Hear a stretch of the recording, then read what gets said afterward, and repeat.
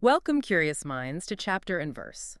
Today, we're embarking on an extraordinary intellectual adventure. It really is a journey spanning millennia of human thought. Exactly. All inspired by one, well, truly iconic book.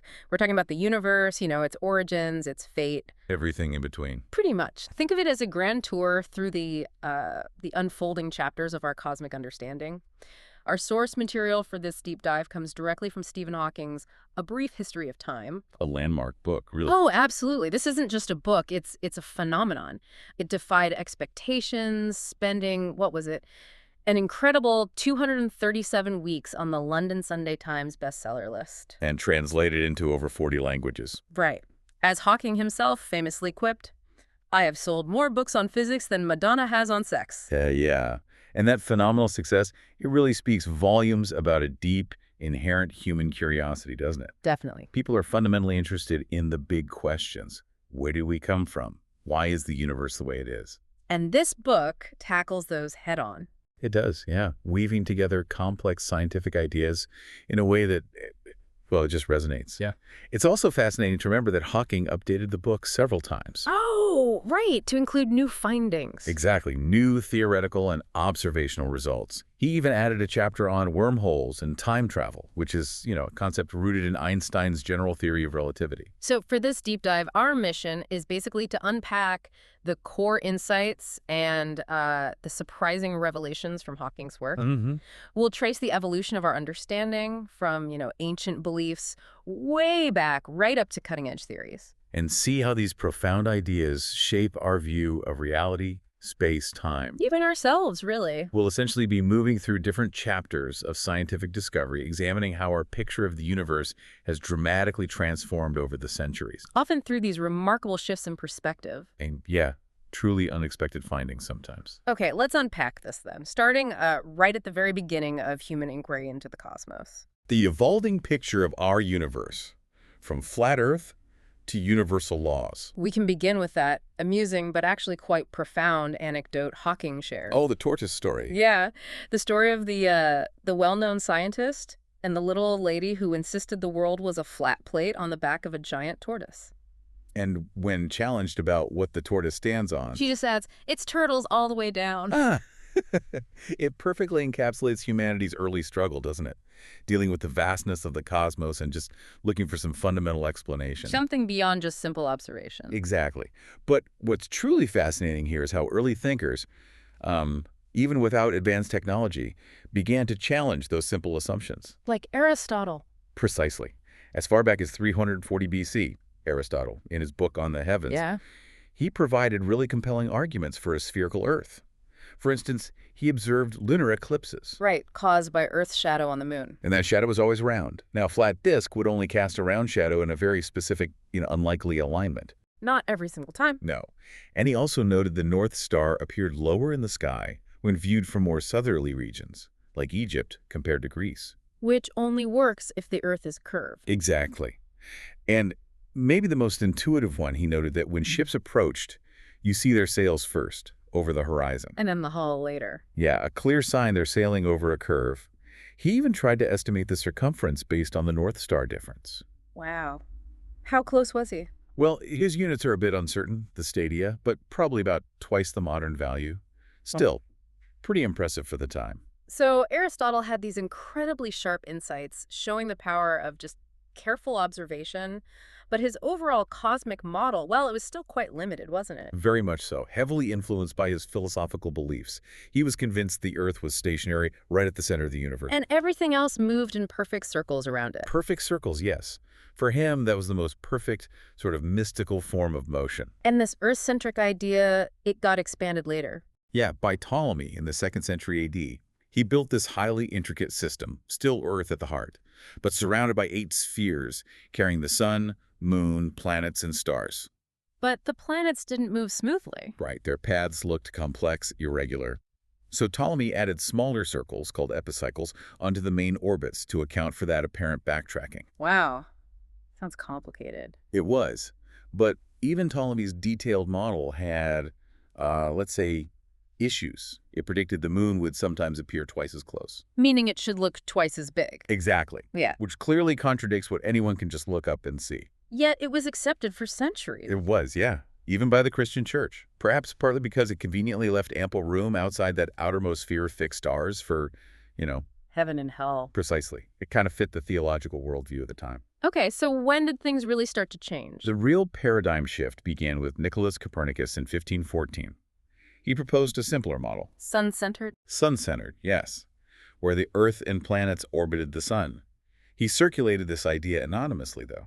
Probably worried about the church's reaction. Very likely, yes. It directly challenged centuries of that accepted geocentric dogma. And then came Galileo. Right. Nearly a century later, in 1609, Galileo used the newly invented telescope, and his observations were crucial. Jupiter's moons? That was a big one. Observing Jupiter's moons orbiting Jupiter directly challenged the whole Aristotelian idea that everything must orbit Earth. You could probably still make up some super complicated Earth-centered path for them. You could try, yeah, but the Copernican model was just undeniably far simpler and more elegant. And around the same time, Kepler was working on this too. Yes, Johannes Kepler. He refined Copernicus's theory, showing that planets actually moved in ellipses, not perfect circles. Ellipses, not circles. That must have bothered people. It bothered Kepler himself. He initially found it, quote, repugnant, because ellipses felt less perfect than circles. He struggled to reconcile them with his own ideas about magnetic forces driving the orbits. So we have circles, then ellipses. But what was the actual reason for these elliptical orbits? Well, that's where it gets really interesting. The true unifying explanation arrived with Sir Isaac Newton. Okay. His Principia Mathematica, published in 1687. I mean, it was arguably the most important single scientific work ever published. Wow. So what did he do? Newton didn't just describe how planets moved. He fundamentally changed how we understand the entire universe. He put forward a single universal law of gravitation. Universal, meaning it applies everywhere, to everything. Exactly. He stated that everybody attracts every other body with a force that depends on their mass and how close they are. So the same force that makes an apple fall Is the same force that keeps the moon orbiting the Earth and the Earth orbiting the sun. Yes. And this single law finally explained why Kepler's elliptical orbits worked. It just falls out of the math of gravity. Precisely. It showed the moon moves in an ellipse around Earth, and Earth and the planets move in ellipses around the sun. A beautiful unification. This shift, I mean, from turtles all the way down and complicated epicycles to just one elegant law. That's huge. It marked a completely new era in how we think about scientific theories. Hawking defines a theory basically as just a model of the universe and a set of rules that relate quantities in the model to observations that we make. So it's not necessarily the ultimate truth, but a framework. A mental framework, exactly. And for a theory to be considered good, it needs to accurately describe a wide range of observations using a simple model. And crucially, It must make definite predictions about future observations. Aristotle's ideas about elements were simple, but they didn't really predict anything specific. whereas Newton's gravity predicted planetary movements with incredible accuracy. Astonishing accuracy. So the ultimate goal of science, as Hawking suggests, is to find a single theory that describes the whole universe.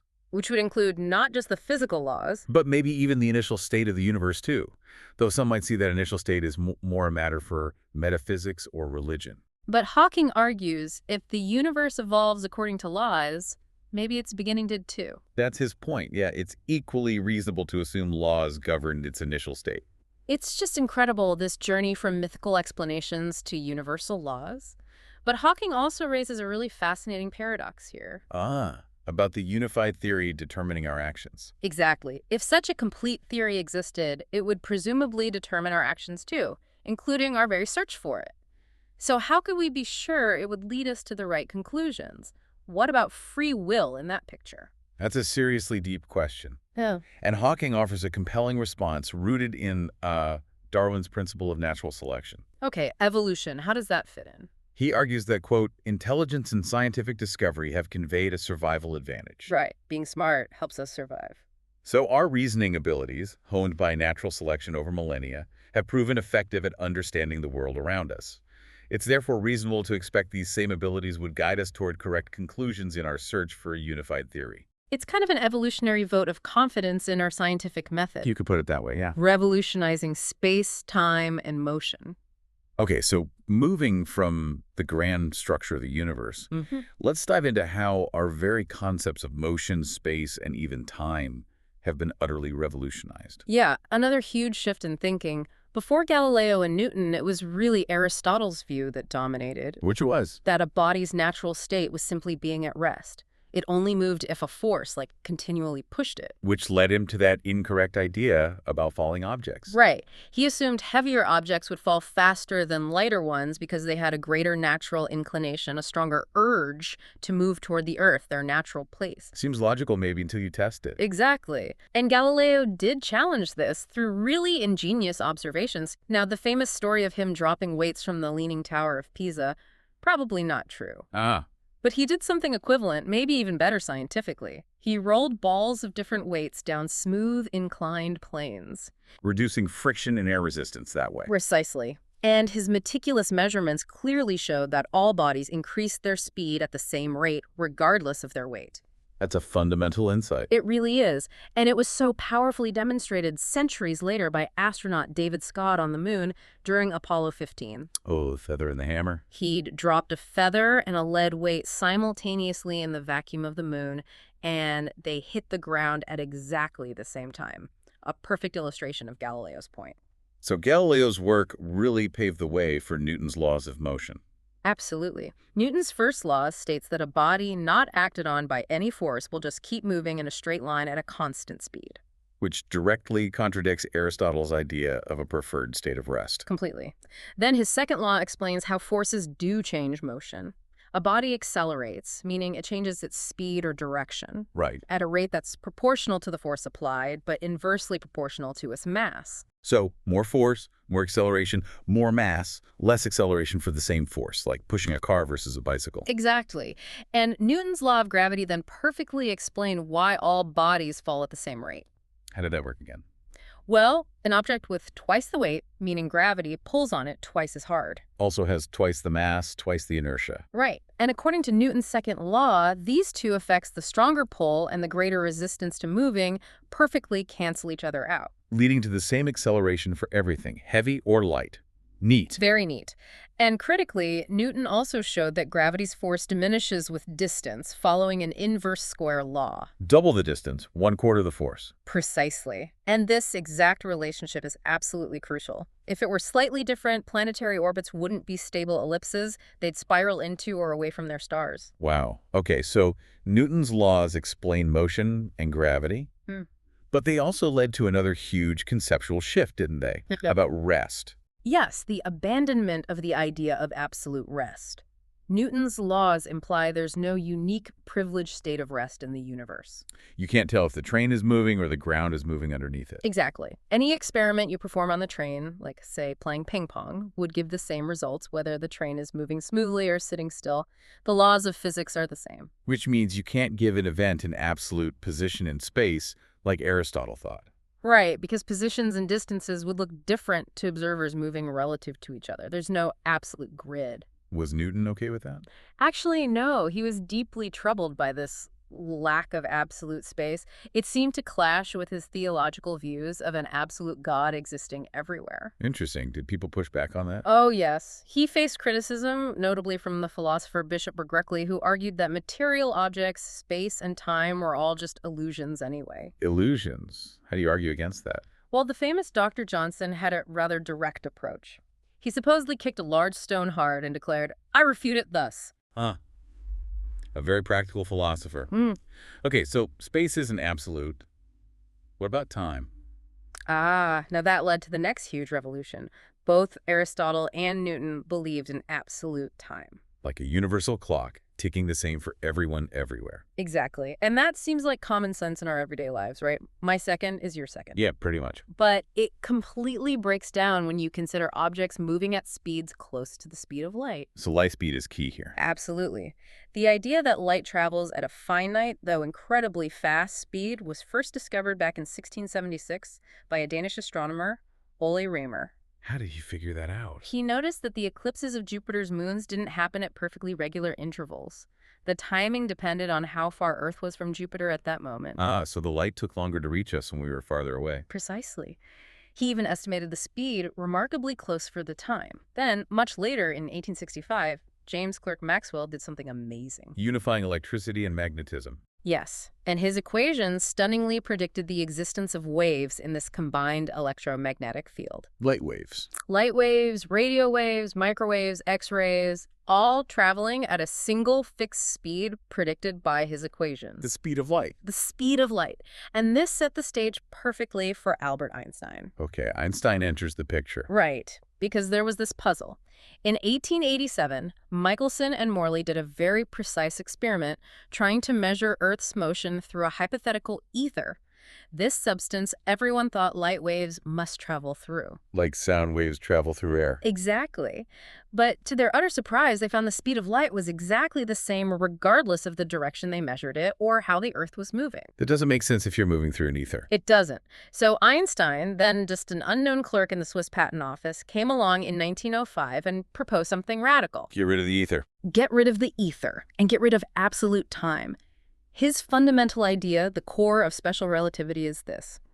The laws of science, including Maxwell's equations and the speed of light they predict, must be the same for all freely moving observers, no matter how fast they're going. The speed of light is constant for everyone. Yes. And that deceptively simple idea has truly mind-bending consequences. Like EVCA. That's the most famous one, yes. The equivalence of mass and energy. Another is that nothing can travel faster than the speed of light. Why not? Because as an object approaches light speed, its mass increases, requiring more and more energy to accelerate it further. To actually reach light speed would require infinite energy. So only massless things, like light itself, can travel at light speed. Correct. And the most critical consequence for this discussion, there's no absolute time. Because everyone has to agree on the speed of light. Exactly. If two observers are moving relative to each other, they must agree on the speed of light. But to make that work, they won't agree on the distance the light has traveled in a given period. Ah, because distance depends on their relative motion. Right. And if speed is distance divided by time, and they agree on the speed but disagree on the distance... They must also disagree on the time. Precisely. Relativity abolished the idea of a universal clock. Each observer has their own personal measure of time, recorded by their own clock. Which leads to things like the twins paradox. Yes.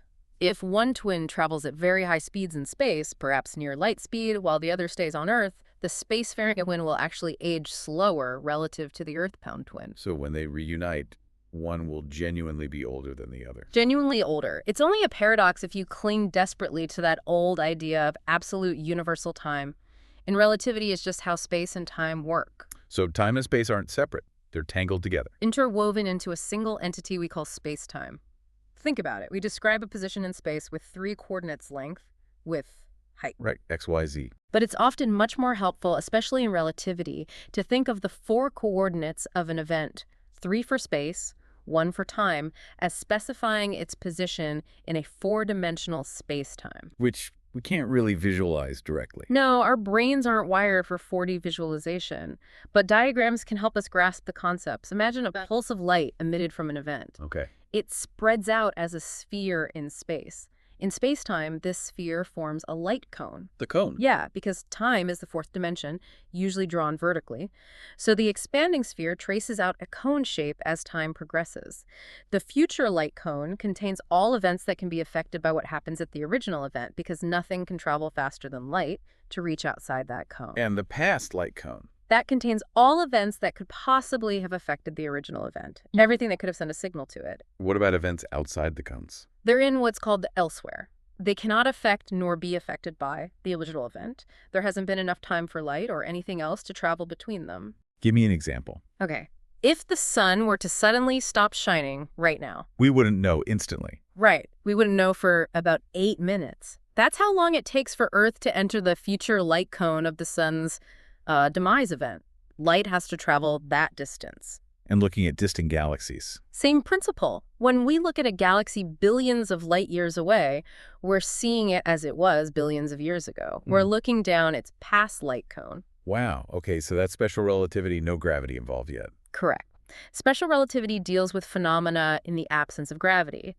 But Einstein's true masterpiece, his magnum opus, was the general theory of relativity in 1915. That's where he brought gravity into the picture. And how did he do that? It wasn't a force anymore. Exactly, that was the revolutionary leap.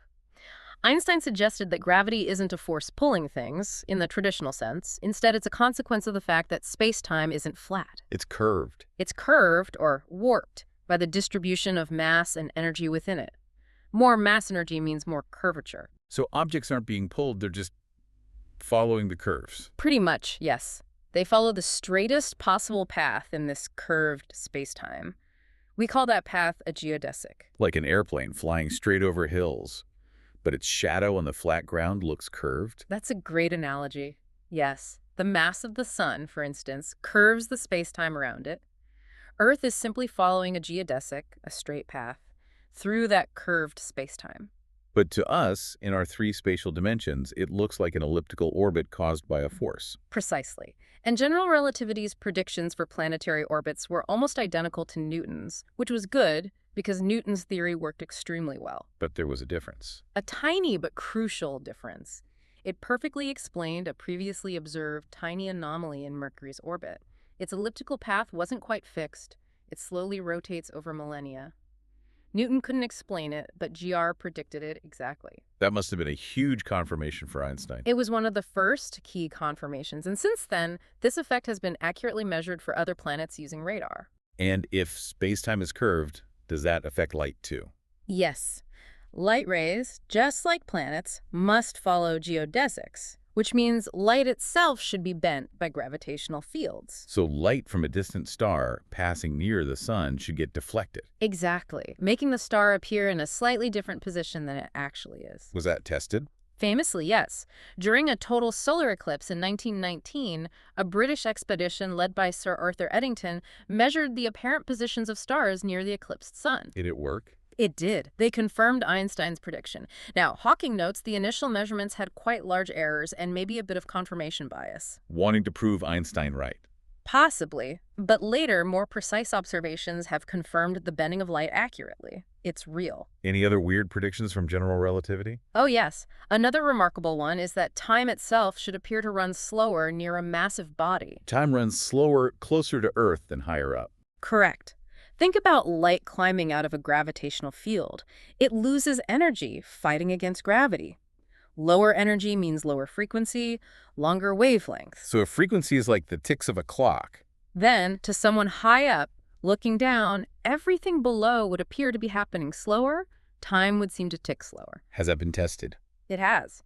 In 1962, using very accurate clocks placed at the top and bottom of a water tower, they confirmed the clock at the bottom ran slightly slower. Incredible. Does this affect matter in real life? Absolutely critical. For things like GPS satellites, they're orbiting high above Earth where gravity is weaker, so their clocks run slightly faster than clocks on the ground. So if you didn't account for that relativistic effect, your GPS navigation would quickly become inaccurate, accumulating errors of several miles every single day. General relativity isn't just abstract theory, it's essential technology now. the expanding universe and the Big Bang. Okay, so with this completely new, frankly mind-bending understanding of space and time courtesy of Einstein, we can finally turn to the grand narrative of the universe itself. And our modern picture of that narrative really only crystallized around 1924, thanks largely to the American astronomer Edwin Hubble. Hubble, famous for the telescope, but he did more before that. Much more. His key contribution then was demonstrating that our own Milky Way galaxy was not the only galaxy. There were others out there, countless others. Countless others, yes. Vast island universes, as they were sometimes called, separated by immense stretches of mostly empty space. How did he prove they were so far away and separate? He had to figure out their distances. This wasn't easy. He used indirect methods based on the fact that a star's apparent brightness depends on two things: its true, intrinsic brightness, or luminosity. And how far away it is. Fainter means farther, if you know how bright it really is. Exactly. So he looked for specific types of stars in these distant fuzzy patches. Stars like Cepheid variables whose intrinsic luminosity was known from studying them in our own galaxy. Ah, standard candles. Precisely. By measuring how bright these Cepheids appeared in other galaxies, he could calculate how far away those galaxies truly were. And they were very far away. Okay, so lots of galaxies very far apart. What else did we learn from their light? Well, a critical piece of evidence came from analyzing the spectrum of the light they emit. Breaking the light down into its component colors, like with a prism. Exactly. Astronomers can observe the spectrum of light from distant stars and galaxies. And while different stars have different overall spectra, they all show characteristic missing lines. Absorption lines, Yeah. where specific colors are absorbed by elements in the star's atmosphere. Correct. Each chemical element absorbs light at a unique set of wavelengths, its own fingerprint.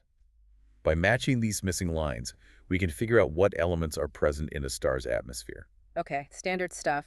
But what was peculiar about the galaxies? In the 1920s, when astronomers looked very carefully at the spectra from these other galaxies, they found something incredibly strange. Those characteristic sets of missing lines, those elemental fingerprints, they were all shifted by the same relative amount toward the red end of the spectrum. Red shifted. What does that mean? It's explained by the Doppler effect. You know how an approaching ambulance siren sounds higher pitched? Higher frequency, shorter wavelength. Right. And as it moves away, the pitch drops. Lower frequency, longer wavelength. Same principle applies to light.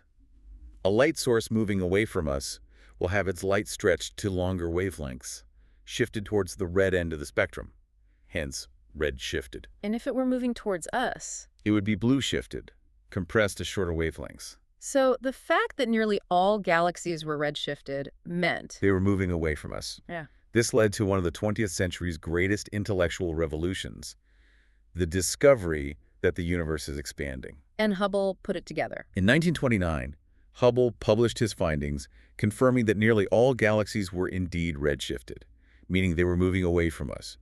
And crucially, the farther away a galaxy was. The faster it was moving away.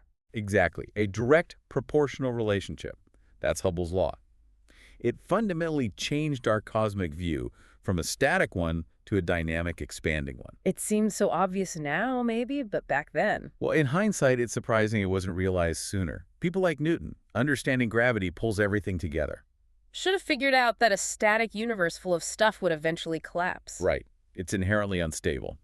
But the belief in a static universe was so strong, even Einstein fell for it. That's when he introduced the cosmological constant. Yes, back in 1915 when he was formulating general relativity. He actually modified his beautiful equations by adding this extra term, the cosmological constant. Basically an anti-gravity force built into space itself. Exactly, designed specifically to balance the attraction of matter and keep the universe static, just like everyone assumed it was. He later called it his biggest blunder. Because someone else didn't make that assumption.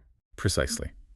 There was one man, a Russian physicist and mathematician named Alexander Friedmann, who decided to just take general relativity at face value without the cosmological constant. And what did he find?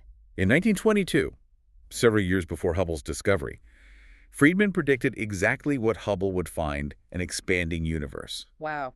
Based on what? He started with just two simple assumptions about the universe on large scales. One, that it looks pretty much the same in whichever direction we look. Isotropic. Right. And two, that this would also be true if we observed it from anywhere else. Homogeneous. The same everywhere. Exactly. And just from those two assumptions, using Einstein's equations, he showed the universe could not be static. It had to be expanding or contracting. And that first assumption about uniformity, that got confirmed later, right? Remarkably confirmed, yes, completely by accident in 1965. Arno Penzias and Robert Wilson at Bell Labs. The microwave background radiation. That's the one. They were testing a sensitive microwave detector and kept picking up this persistent background noise, more than they expected. Coming from everywhere. Everywhere, uniformly, day and night, all year round. Wow. It clearly wasn't coming from Earth or the solar system or even our galaxy. It had to be cosmic. The afterglow of the Big Bang. Exactly. At the same time, just down the road at Princeton, physicists Bob Dick and Jim Peebles were actually working on a suggestion by George Gamow. Gamow predicted this glow. He'd suggested the early universe must have been incredibly hot and dense, glowing white hot. And as the universe expanded, this light would stretch, redshift. Until today, it would appear as faint microwave radiation. Right. So when Penzias and Wilson heard about this theoretical work, they realized, hey, we've already found it. Nobel Prize for them in 1978. And later satellites measured it even more precisely? Yes. The COBE satellite in 1992 and later WMAP and Planck detected tiny, tiny variations in this background temperature, about 1 part in 100,000. Doesn't sound like much. But those tiny fluctuations are incredibly important. They were the seeds, the slight density variations, that gravity eventually amplified to form all the structures we see today, galaxies, clusters of galaxies. Without them, the universe would just be a uniform soup. Okay, so the universe is expanding, uniform on large scales. But wait, if all galaxies are moving away from us, doesn't that put us back at the center? Ah, it might seem that way. But that's where Friedman's second assumption comes in, that the universe looks the same from any galaxy. The modesty principle. You could call it that. Hawking says we accept it on grounds of modesty.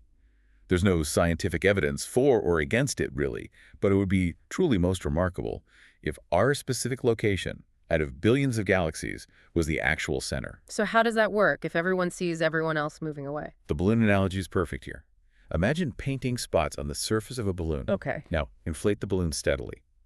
From the perspective of any spot on that balloon, all the other spots are moving away from it. And the farther away a spot is? The faster it appears to recede, because there's more expanding balloon surface between them. So there's no single center on the surface of the balloon? Exactly. The expansion's happening everywhere. It perfectly matches Hubble's observation that redshift or recession speed is proportional to distance. Okay, so Friedman's models describe this expansion. Did they say anything about the future? Yes. They offered three possibilities for the universe's ultimate fate, all depending on the balance between the expansion's outward momentum and gravity's inward pull, which depends on the universe's overall density. What are the options? Option 1. If the universe expands slowly enough, or if there's enough stuff in it, gravity will eventually win. It'll halt the expansion and cause everything to contract back down. A big crunch. A big crunch, yes. Back to possibly zero size. In this model, space itself is finite, but unbounded like the 2D surface of the Earth, but in 3D.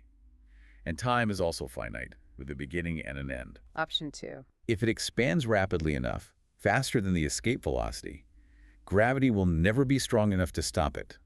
The universe will expand forever. Infinite space, infinite time in the future. Basically, yes. In this case, space is infinite and negatively curved, like the surface of a saddle. And the third option? The borderline case.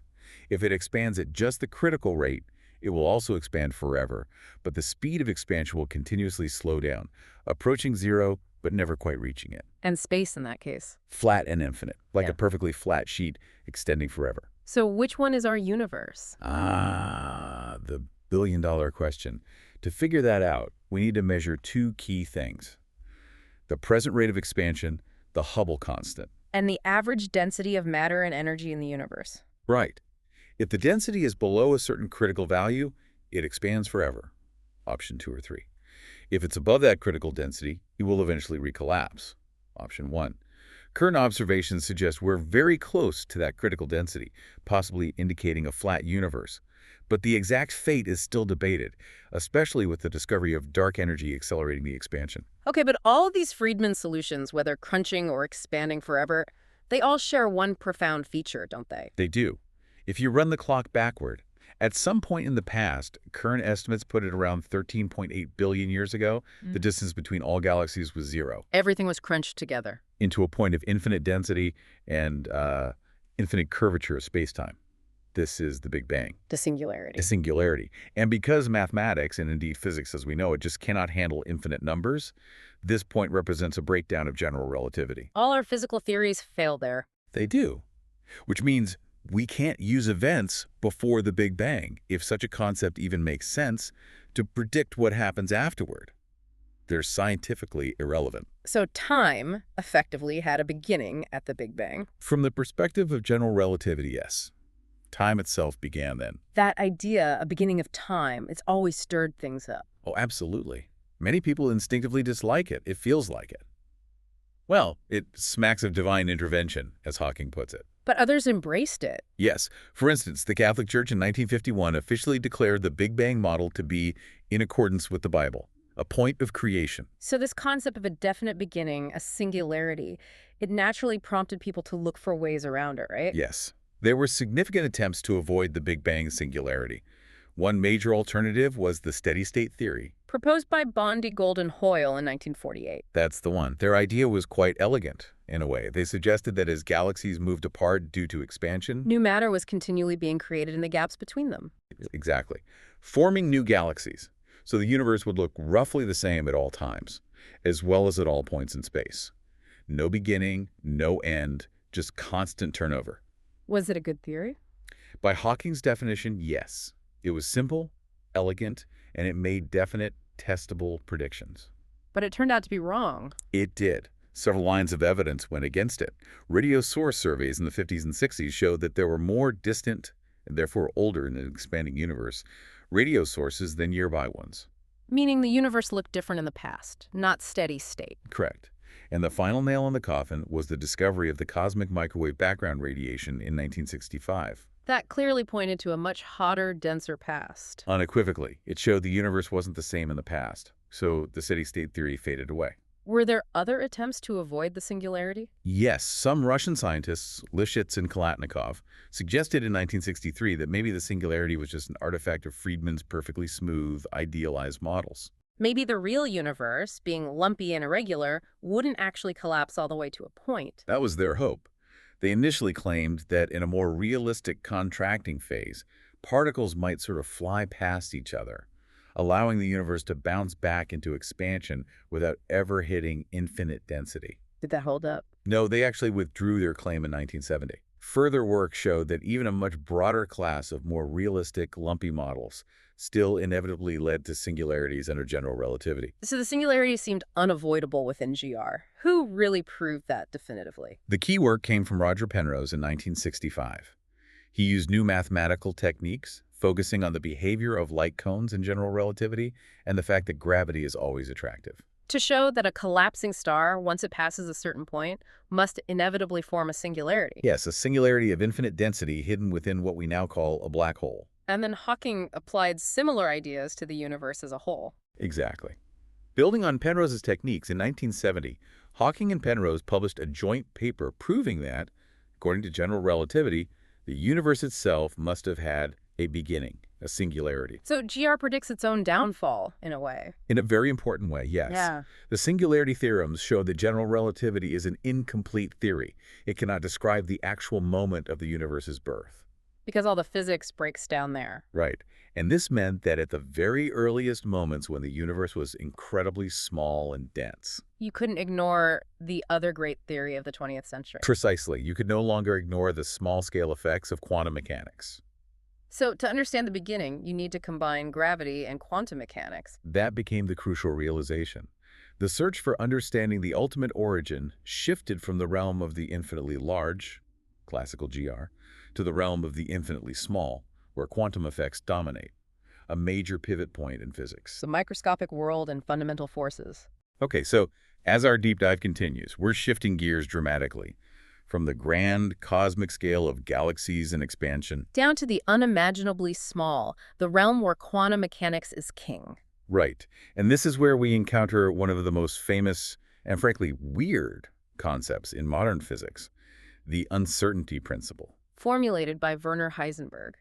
And it fundamentally changed our view of reality. How so? What does it state? It states that you can never be exactly sure of both a particle's precise position and its precise velocity or momentum at the same time. The more accurately you know one. The less accurately you can possibly know the other. There's a fundamental limit baked into nature. Which completely shattered that old dream of a clockwork universe. Absolutely. Laplace's dream of a completely deterministic universe where if you knew the exact state of everything now, you could predict the entire future perfectly. That's impossible if you can't even measure the present state perfectly. Exactly. The uncertainty principle introduced an inherent fuzziness, a probabilistic nature, into physics at the most fundamental level. And Hawking connects this to Occam's razor. Yes, the principle of economy don't multiply entities unnecessarily. Basically, cut out features of a theory that you can't even in principle observe.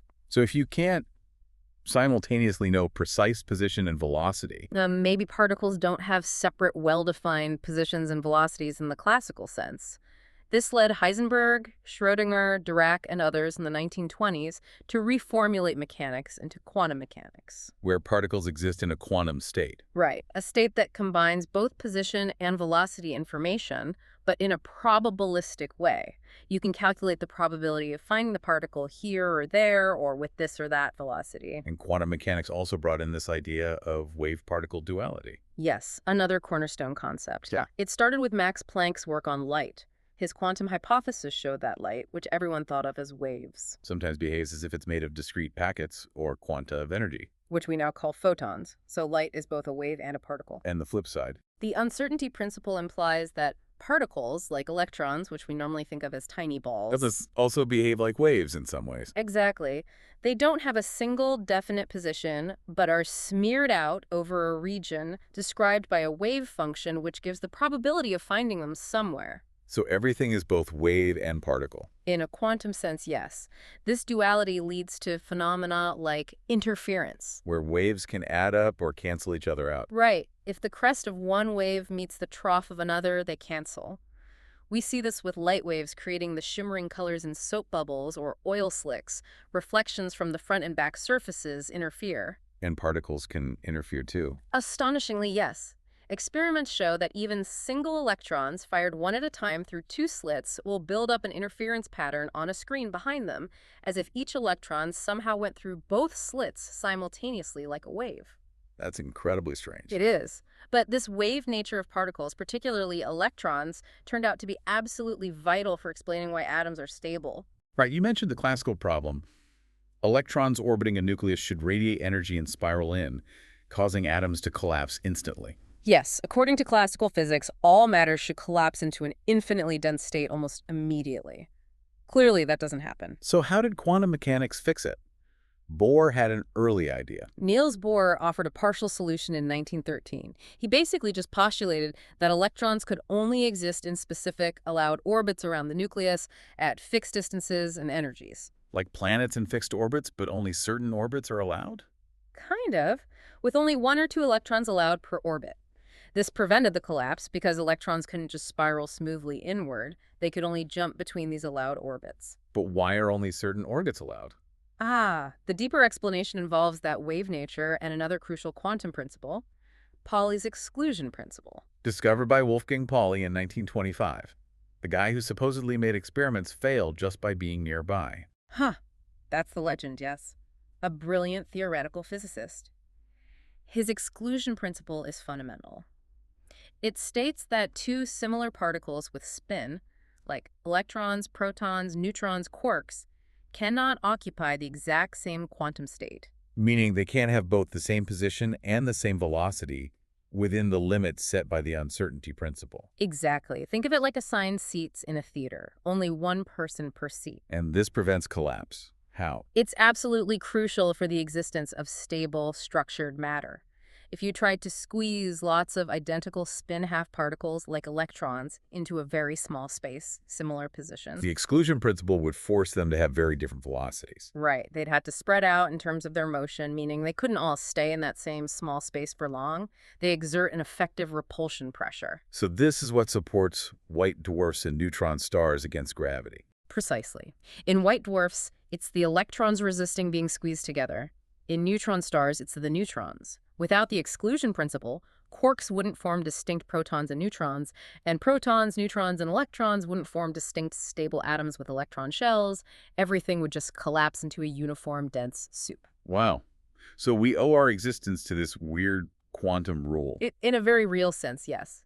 And building on this, Paul Dirac in 1928 developed a theory that beautifully combined quantum mechanics with special relativity. What did Dirac's theory explain? It naturally explained why electrons have this property called spin, and it made an astonishing prediction, the existence of an antiparticle partner for the electron. The anti-electron or positron. Yes, identical mass but opposite charge. It was discovered just a few years later in 1932. We now know every fundamental particle has an antiparticle partner. And when matter meets antimatter. They annihilate each other in a burst of pure energy, usually gamma-ray photons. Poof. Which brings us back to that big question. If the laws seem symmetric, why is our universe made almost entirely of matter? Where did all the antimatter go? A huge cosmological mystery. If there can be anti-worlds and anti-people made of antiparticles, why do we live in a matter-dominated universe? We'll come back to potential explanations. Okay, so we have particles, antiparticles, quantum rules. What about the forces between them? How does quantum mechanics describe forces? In quantum field theory, forces between matter particles, those spin-half particles like electrons and quarks, are pictured as being mediated or carried by the exchange of other particles. Force-carrying particles. Exactly. These typically have integer spin, 0, 1, or 2. Think of it like two people on ice skates throwing a ball back and forth. When one throws the ball, they recoil. Yeah. When the other catches it, they get pushed.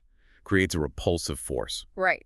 A matter particle emits a force-carrying particle, recoils, and that particle then travels and gets absorbed by another matter particle, transferring momentum and energy, creating a force. Are these force-carrying particles real? Can we detect them? The ones being exchanged between particles are called virtual particles. They borrow energy using the uncertainty principle for a fleeting moment and can't be directly detected, but their effects, the forces they create, are very real and measurable. What about when they are real? When these force-carrying particles exist on their own as real particles, they manifest as waves, like light waves, real photons, or gravitational waves, real gravitons. And do these force carriers obey the exclusion principle? No, they don't. That's crucial. Unlike matter particles, force-carrying particles, spin 0, 1, or 2, do not obey the Pauli exclusion principle. There's no limit to how many can be exchanged or exist in the same state. Which allows for strong forces. Exactly. If they are massless, like the photon, the force they mediate is long range. If they have mass, like the W and Z bosons, the force is short range. Okay, so what are the fundamental forces described this way? You mentioned 4 earlier. Yes, currently we know of 4 fundamental forces in nature. First, the gravitational force. Weakest but long range and universal. Precisely. It acts on all particles based on their mass or energy. Because it's long range and always attractive, its effects add up over huge distances and large collections of matter, dominating the universe on cosmic scales. And its force carrier. In quantum terms, it's presumed to be carried by a massless spin-tube particle called the graviton. Real gravitons would constitute gravitational waves, which have now been directly observed starting in 2015, although they are incredibly weak. Okay, number 2. The electromagnetic force. This one is much stronger than gravity. Hawking gives the number 3042, a 1 followed by 42 zeros, times stronger between 2 electrons. Wow. It acts between electrically charged particles, like electrons and quarks, but not uncharged ones, like neutrinos. It has 2 types of charge, positive and negative. Likes repel, opposites attract. Right. On large scales, positive and negative charges tend to cancel each other out, making large objects electrically neutral. That's why gravity dominates cosmically. But on the scale of atoms and molecules, electromagnetism absolutely rules. Holding atoms together, chemistry. All of it. It holds electrons in orbit around atomic nuclei. It's mediated by the exchange of virtual, massless, spin-1 particles called photons. And real photons are light. Real photons are light, emitted when electrons jump between energy levels in atoms. Okay, third force. The weak nuclear force. As the name suggests, it's weaker than electromagnetism and the strong force, and it's very short range. What's it responsible for? Primarily for certain types of radioactivity, like beta decay, where a neutron changes into a proton, emitting an electron and an antineutrino. It affects all the spin-half matter particles, but not force carriers like photons or gluons. Was this one harder to understand? Yes, it was only properly understood and unified with electromagnetism in 1967 by Abdus Salam and Steven Weinberg. Their electroweak theory was a major triumph. And its carriers? They proposed it's carried by 3 massive spin-1 particles, the W plus W and Z bosons. Their large mass, around 100 times the mass of a proton, is why the weak force is so short range. And this unification involved that spontaneous symmetry breaking. Yes. The idea is that at very high energies, like in the early universe, the electromagnetic and weak forces were indistinguishable, part of a single electroweak force. As the universe cooled, this symmetry broke, and the forces took on their distinct characteristics, with the W and Z gaining mass. Like the roulette ball analogy you mentioned. Exactly. High energy, simple behavior, low energy. It falls into one of many distinct states. Okay, and the fourth and final force? A strong nuclear force. This is the powerhouse, the strongest of the 4 forces, but also very short range, confined essentially within atomic nuclei. What does it do? Its main job is to bind quarks together inside protons and neutrons. Remember, protons and neutrons aren't fundamental, they're made of quarks. 3 quarks each. Right. The strong force holds those quarks together incredibly tightly.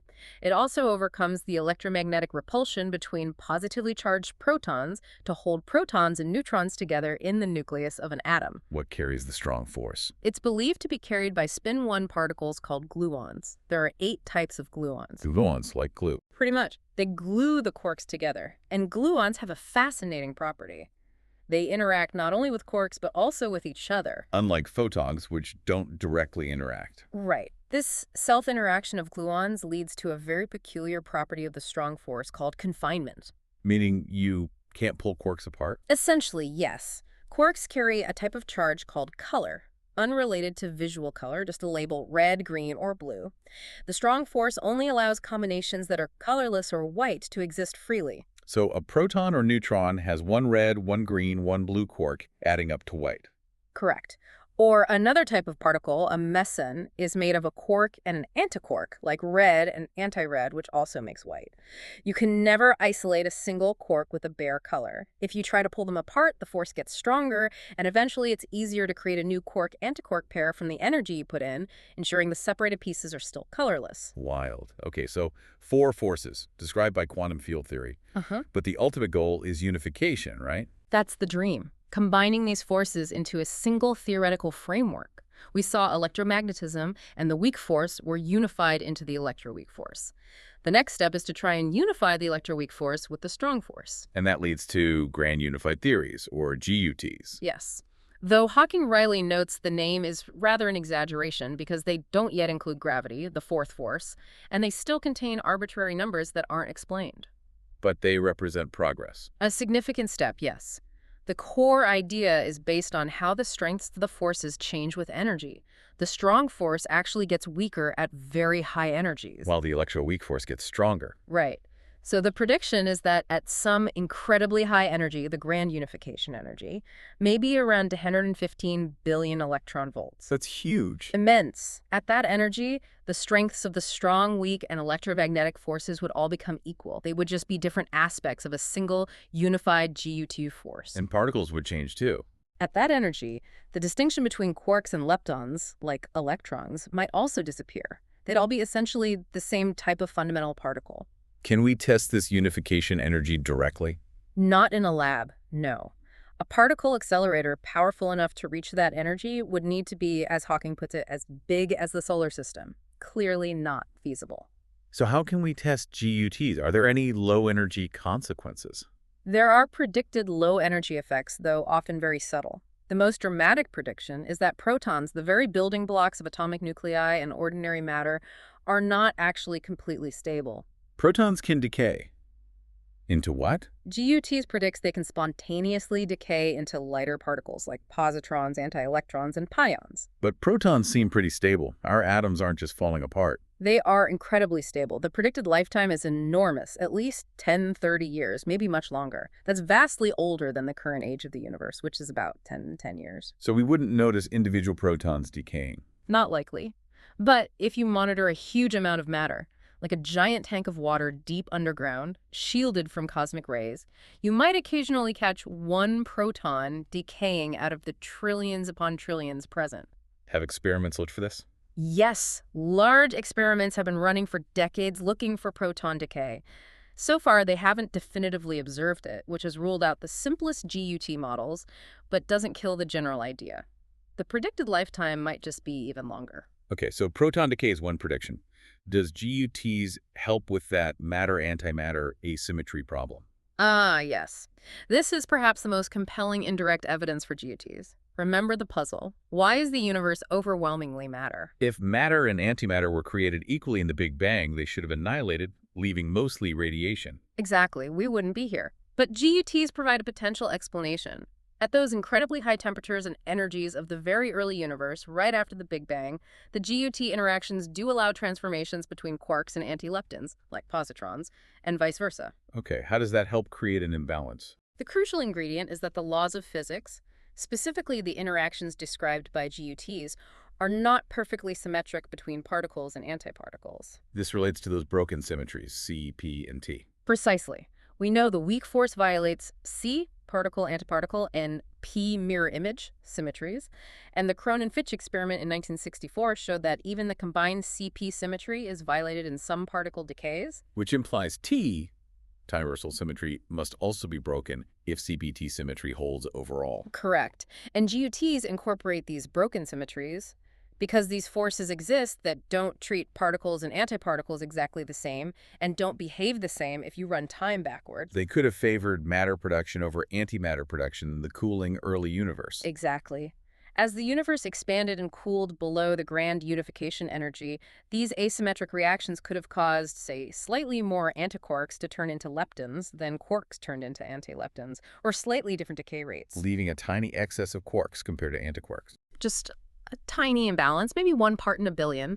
But as the universe cooled further, all the antiquarks annihilated with almost all the quarks. Leaving behind that small surplus of quarks. Which then formed all the protons and neutrons that make up all the stars, planets, and us today. So our very existence could be seen as evidence for GUTs and broken symmetries. It's a powerful, though qualitative, confirmation of the core ideas behind grand unification. It elegantly explains why we live in a matter-dominated universe. Black holes, not so black after all. All right, let's circle back now to one of the universe's most fascinating and, frankly, terrifying creations, the black hole. Enigmatic objects, definitely. And the basic idea isn't even that new. Really? Who thought of them first? As far back as 1783, a Cambridge Don named John Michell reasoned about stars. Yeah. He knew gravity pulled things and that objects needed a certain escape velocity to leave a massive body. Like a rocket leaving Earth. Right. He calculated that a star sufficiently massive and compact would have an escape velocity greater than the speed of light itself. So light couldn't escape a dark star. Exactly what he suggested. What we now call a black hole. He even proposed there might be many such objects, detectable only by their gravitational pull on nearby visible stars. That's remarkably prescient. Anyone else? A few years later, the famous French scientist Pierre-Simon Laplace made a similar suggestion, apparently independently, though interestingly, he removed it from later editions of his work. Maybe it seemed too speculative then. Okay, so the basic idea was there. How do we think they actually form? We need to talk about star death, right? Yes, understanding black holes requires understanding the life cycle of massive stars. Stars are born from huge clouds of gas, mostly hydrogen, collapsing under their own gravity. As they collapse, they heat up. Until the core gets hot and dense enough for nuclear fusion to begin, hydrogen atoms fuse into helium, releasing enormous amounts of energy. And that energy creates outward pressure, balancing gravity. Right. The star enters a long, stable phase, burning hydrogen, like our sun, which has been doing it for about 5 billion years and has about 5 billion more to go. But more massive stars live shorter lives. Much shorter. Paradoxically, more mass means much higher core temperature and pressure, so they burn through their fuel incredibly fast, maybe only 100 million years, or even less for the real behemoths. And when they run out of fuel? The nuclear furnace shuts down, the outward pressure disappears, gravity instantly wins, and the star begins to cool and contract, collapse under its own immense weight. And what happens next? That was a big puzzle for a while. A huge puzzle. The key breakthrough came in 1928 from a young Indian graduate student named Subramanian Chandrasekhar. Chandrasekhar, what did he figure out? He was studying stars that had exhausted their fuel, applying the new rules of quantum mechanics, specifically the Pauli exclusion principle. The rule that stops identical particles being squeezed into the same state. Exactly. He calculated that for stars below a certain critical mass limit, now called the Chandrasekhar limit, about 1.4 times the mass of our sun, this exclusion principle, pressure among the electrons, could be strong enough to halt the gravitational collapse. Creating a stable remnant. Yes, a very dense object called a white dwarf, supported by electron degeneracy pressure. Later, it was realized a similar limit applies for neutron stars, supported by neutron degeneracy pressure. But what about stars above the Chandrasekhar limit? That was the shocking part. Chandrasekhar's calculations showed that for stars more massive than this limit, the exclusion principle simply wasn't strong enough. Gravity would overwhelm everything. They faced, in his words, catastrophic gravitational collapse. Collapse to what? A point. That was the implication. Collapse without limit. This was so radical, so unbelievable to the leading astronomers of the day, like Sir Arthur Eddington, even Einstein. They basically refused to accept it. They thought something must intervene to stop the collapse. They did. Eddington publicly ridiculed Chandrasekhar's result, Facing such hostility, Chandrasekhar actually changed his research focus for a while. But he was right in the end. He got the Nobel Prize for it. He did, eventually in 1983. His work was fundamental. But the question remained, what does happen to these collapsing massive stars according to Einstein's theory of gravity, general relativity? We solved that. That problem was finally tackled by young American physicist Robert Oppenheimer in 1939, just before his work got diverted by the Manhattan Project. Oppenheimer, what did his calculations show? Using general relativity, he showed what happens as a massive star collapses. Its surface gravity gets stronger and stronger. The light cones we talked about, representing possible paths of light. Get tilted inward more and more sharply by the intense gravity. Exactly. Light emitted from the surface struggles harder and harder to escape. To a distant observer, the light would appear dimmer and increasingly redshifted. Time dilation and gravitational redshift. Right. Eventually, the star shrinks below a critical radius, the Schwarzschild radius, where the gravitational field is so strong that the light cones are tipped over completely inward. Meaning nothing, not even light, can escape from within that radius. Precisely. That boundary, that point of no return, is the event horizon.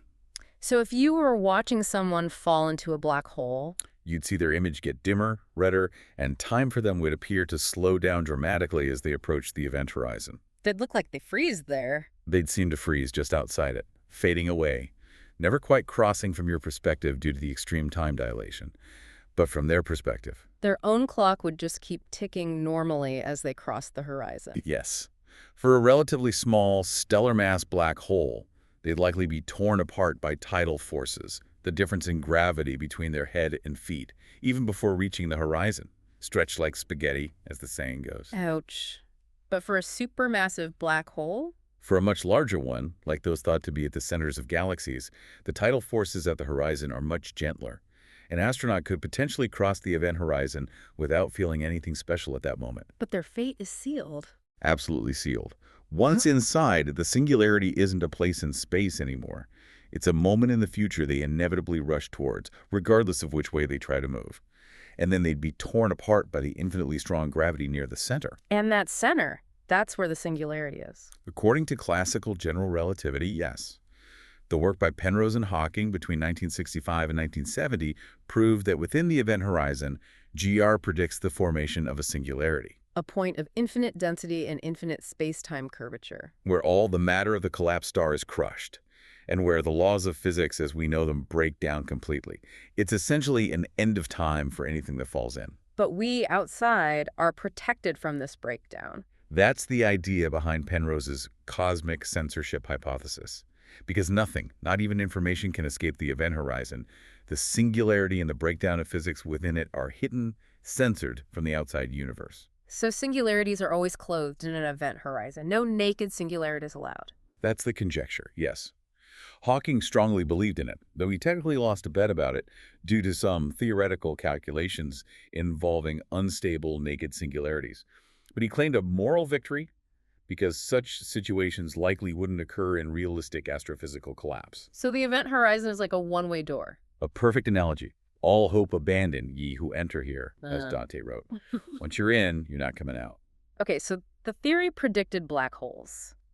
But for a long time, was there any actual evidence they existed? For decades, they were largely a mathematical curiosity. Critics dismissed them as just weird solutions to Einstein's equations that probably didn't exist in reality.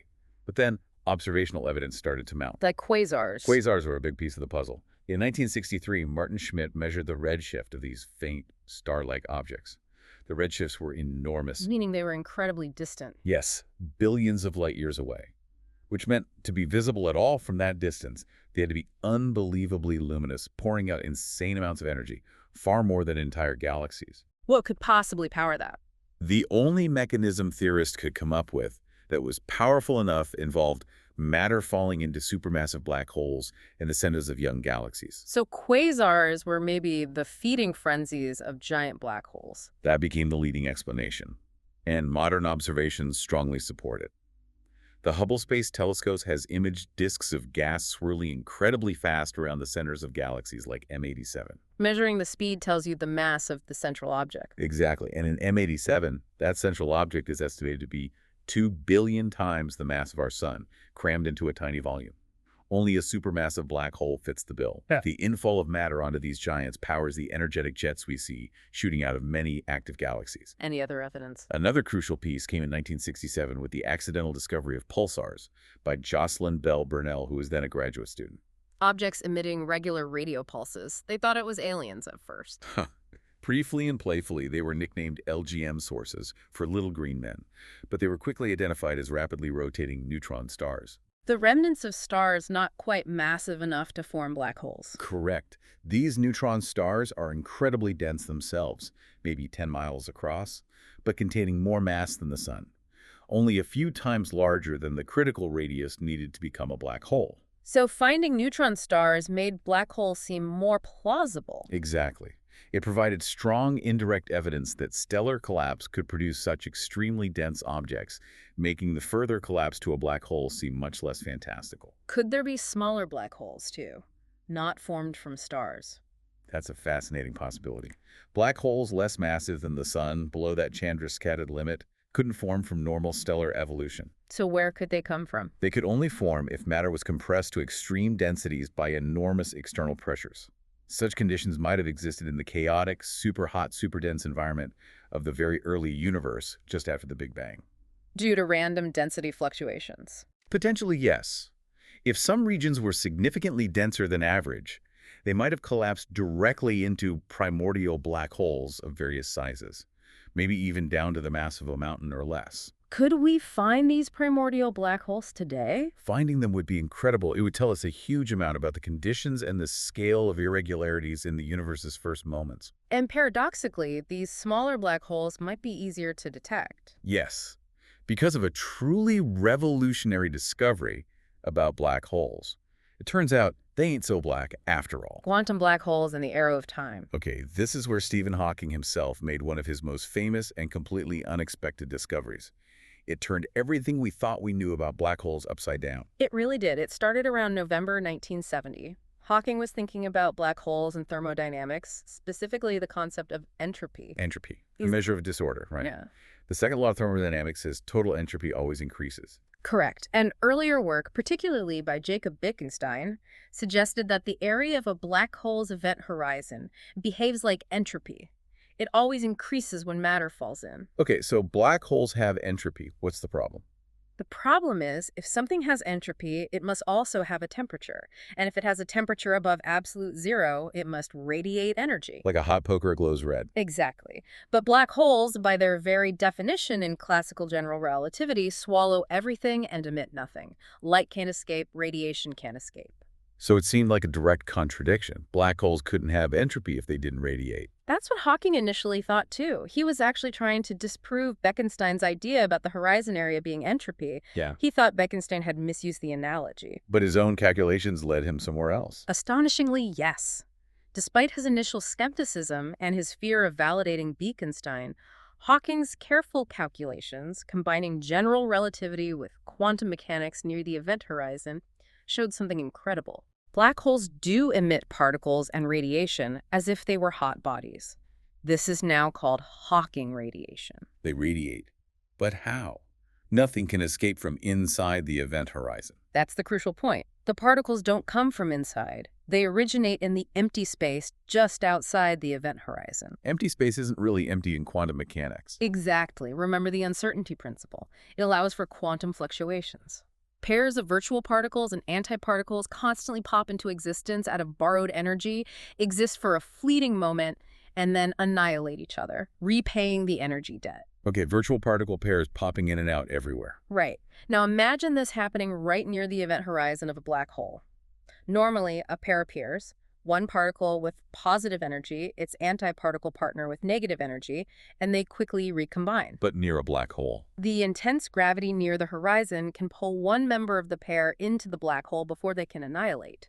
It's possible for the particle with negative energy relative to infinity to fall in. Negative energy.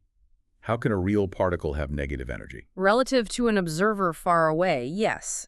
Inside the intensely warped spacetime near a black hole, a real particle can have negative energy.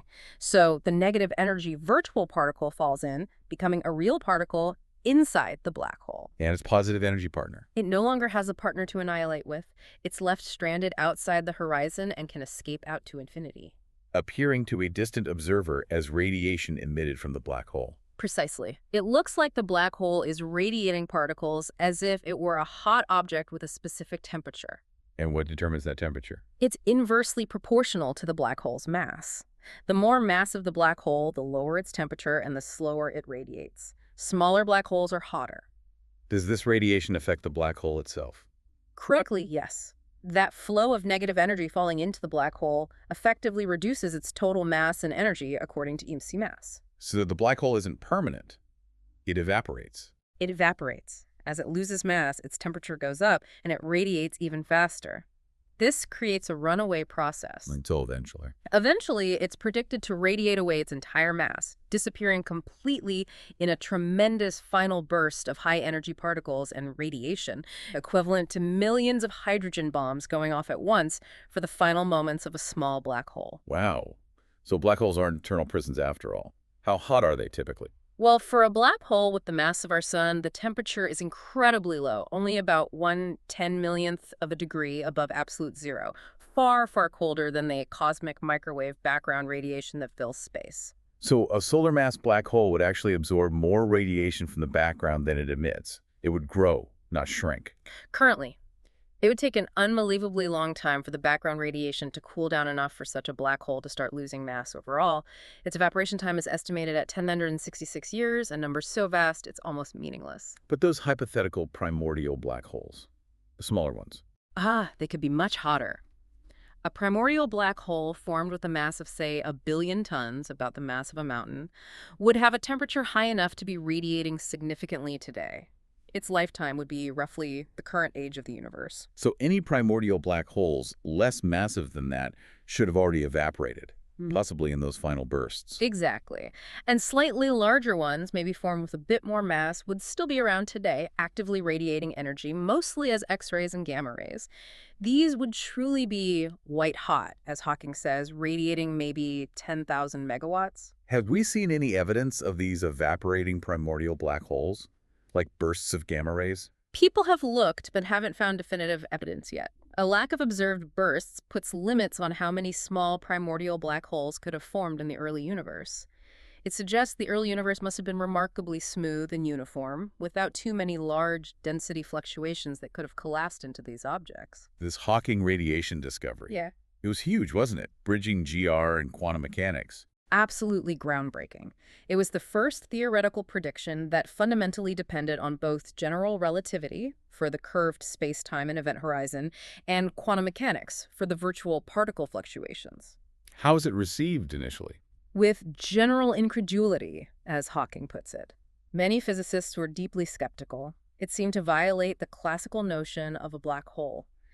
But the calculations were solid. And crucially, it resolved that thermodynamic paradox black holes do have entropy and temperature, and they radiate accordingly. It's now widely accepted within the theoretical physics community. And it has profound implications. Gravitational collapse isn't completely irreversible. Not entirely, no. Information about what falls into a black hole seems lost classically.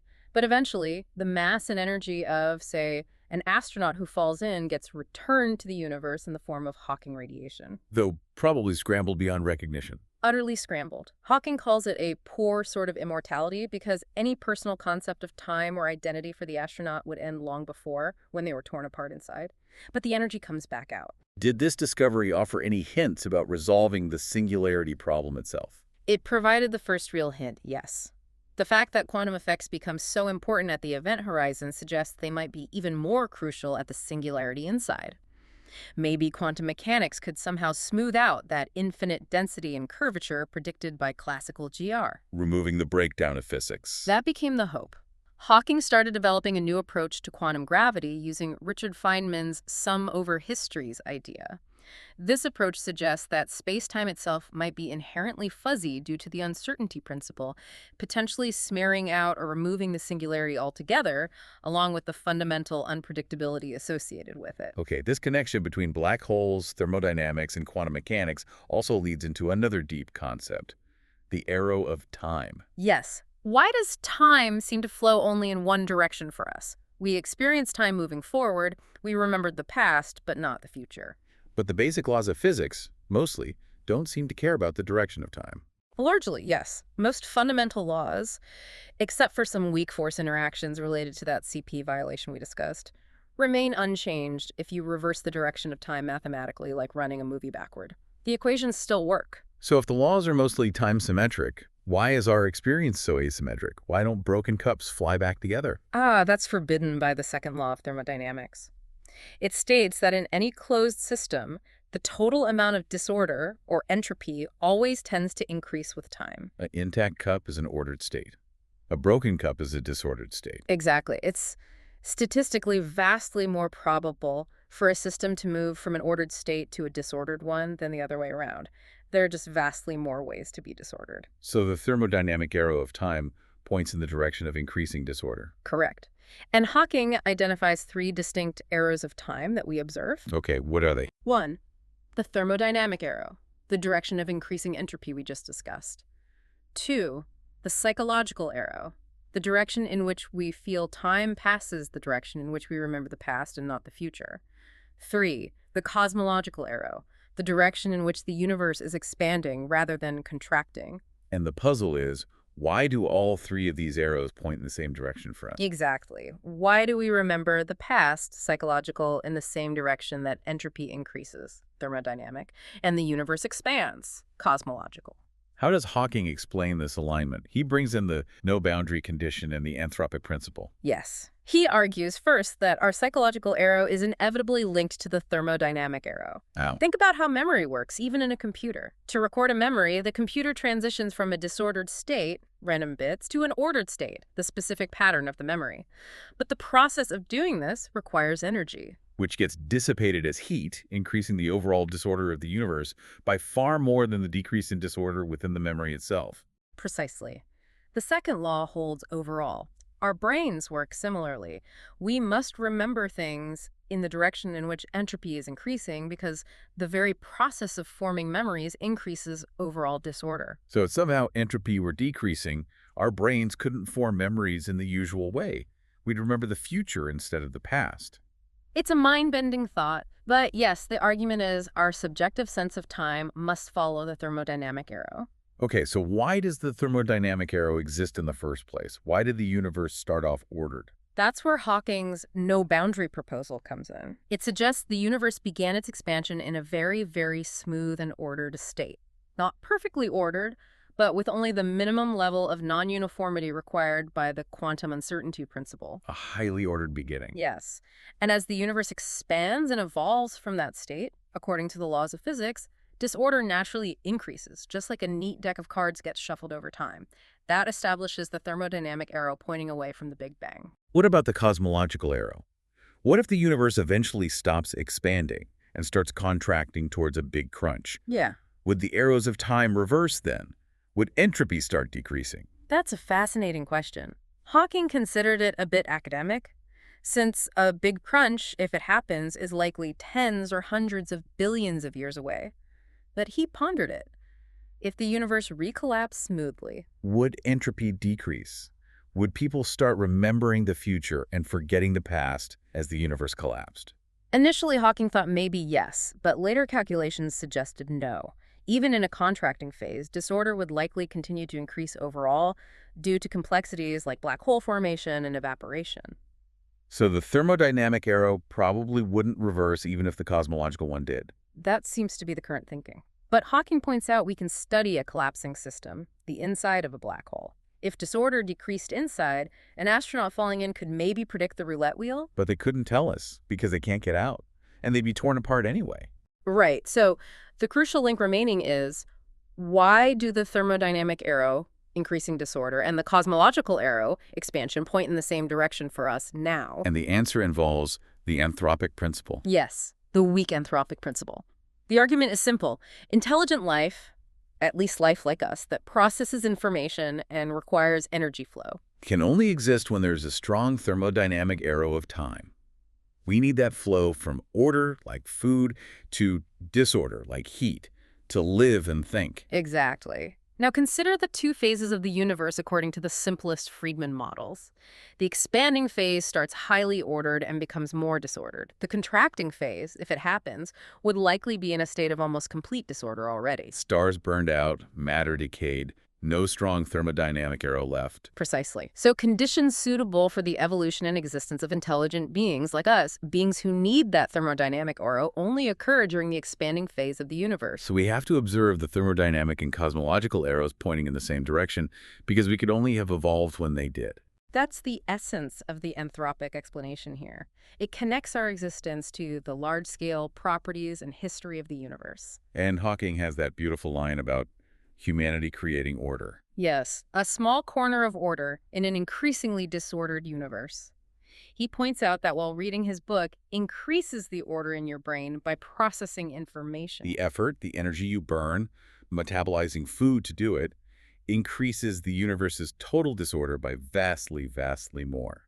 A necessary cost of creating local complexity. Wormholes, time travel, and the quest for a unified theory. Okay, this whole journey through space, time, black holes, and the arrow of time inevitably leads us to a really tantalizing question, a staple of science fiction. Time travel. Exactly. Yeah. If time is part of this flexible fabric of space-time, maybe even like a railway line with loops and branches, as Hawking puts it, could we actually travel into the future, or maybe even into the past?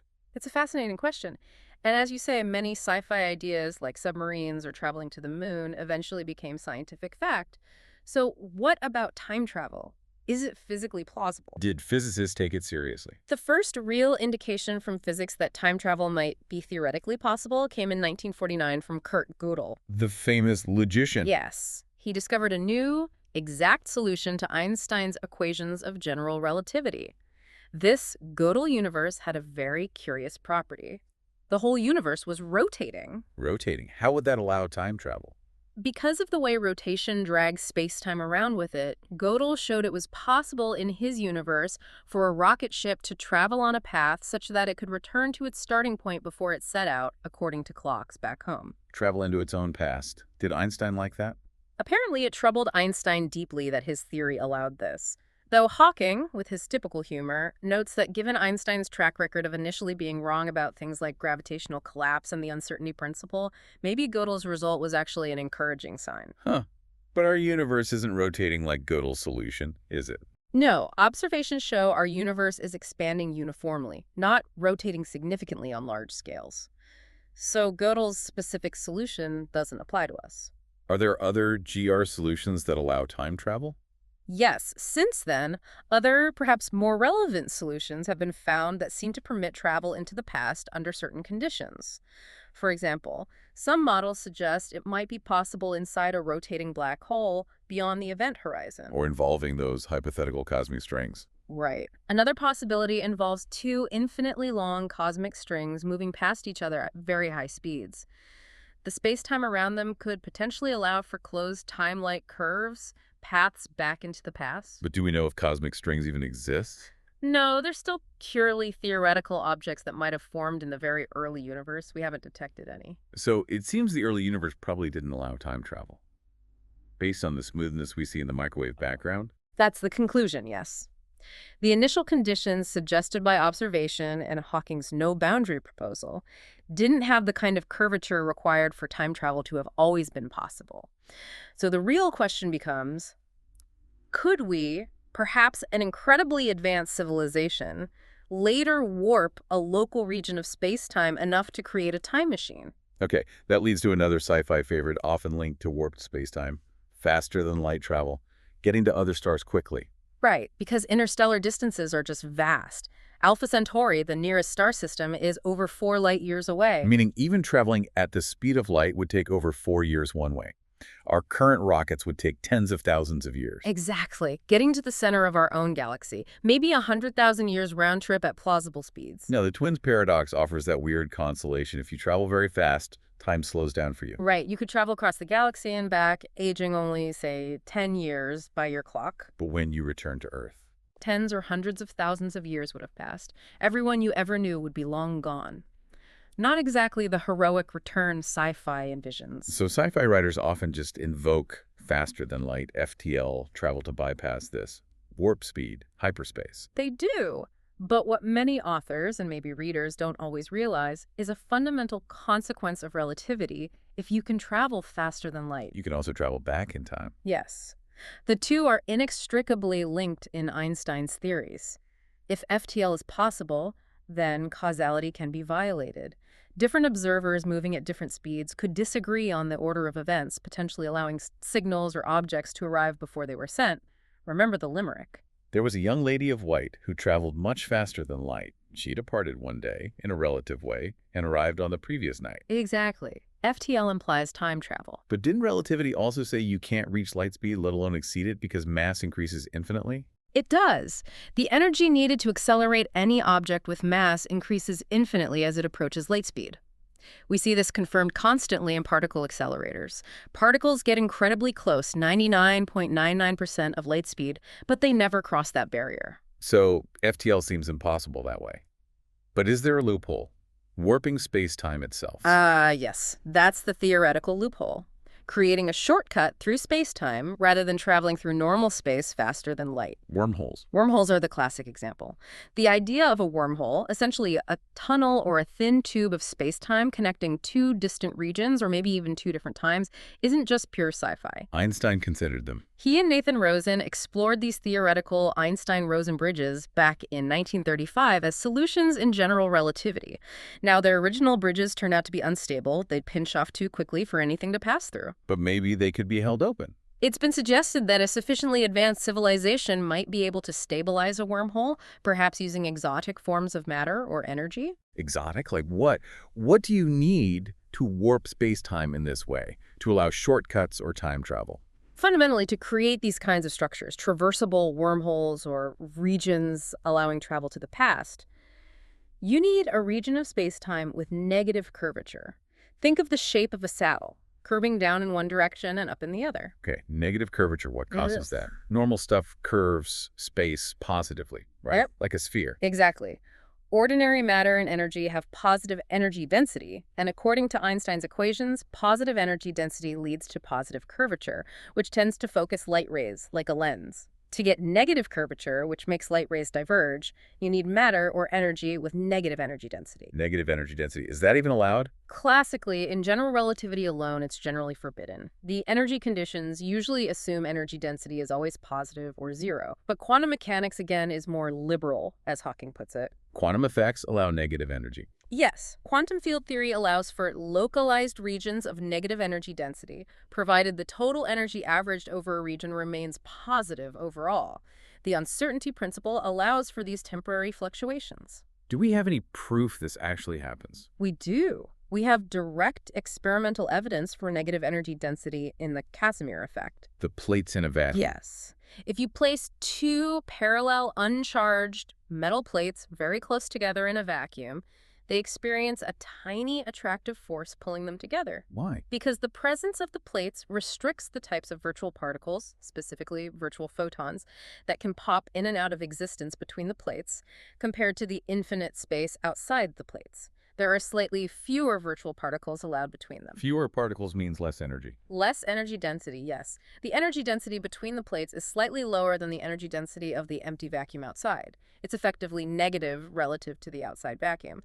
And this difference in energy density creates the measurable attractive force. Okay, so we have evidence space-time can be warped, gravitational lensing, and that negative energy density can exist, Casimir effect. Does that mean time machines or stable wormholes are definitely possible? Not necessarily. While the basic ingredients seem to be permitted by physics, actually assembling them into a working time machine or a traversable wormhole might face other hurdles. Like what? And the big question, if time travel is possible, why haven't we been inundated with tourists from the future? That's the classic Fermi paradox applied to time travel. Hawking shared that skepticism. He felt any visit from the future would likely be much more obvious and probably much more unpleasant than just vague UFO sightings.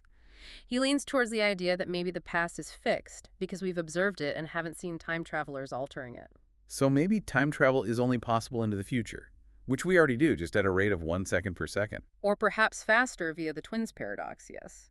But travel into the past seems problematic, partly because of the logical paradoxes it creates. The grandfather paradox, going back and preventing your own birth. Exactly. It creates inconsistencies. Physics seems to abhor paradoxes. How might they be resolved if pastward time travel were possible? You mentioned two main ideas: consistent histories versus alternative histories. Right.